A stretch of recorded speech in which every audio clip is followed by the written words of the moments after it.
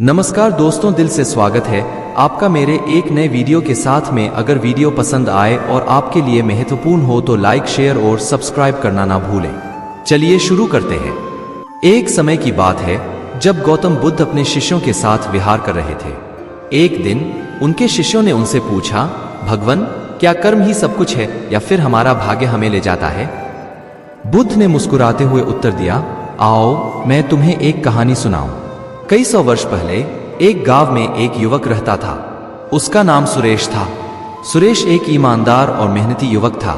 वह हमेशा किसानों की मदद करता और अपने परिवार का पालन पोषण करता। एक दिन उसने अपने खेत में खेती की। वर्षों बीत गए लेकिन सुरेश का खेत कभी फलने लगा ही नहीं। वह हर वर्ष बड़े उत्साह से बीज बोता लेकिन फलने का सपना कभी पूरा नहीं हुआ। सुरेश ने कितनी ही बार प्रार्थना की, पूजा की, लेकिन उसके खेत में कोई भी फसल नहीं उगी। एक दिन सुरेश ने अपने गांव के पुराने बौद्ध मंदिर में चला गया। वहां बैठकर वह ध्यान में लिप्त हो गया।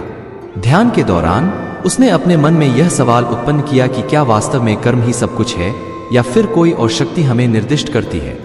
इसी दौरान एक बौद्ध भिक्षु वहां आया और सुरेश को देखकर उसके मन की बात समझ गया।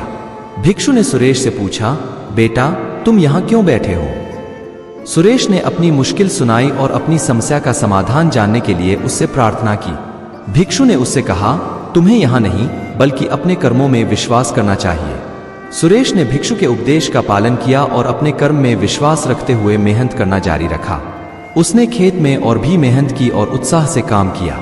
कुछ समय बाद उसके खेत में अचानक फसल उगने लगी। यह फसल इतनी बढ़िया थी कि लोग चौंक गए।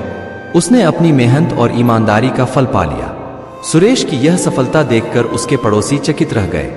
धन्यवाद।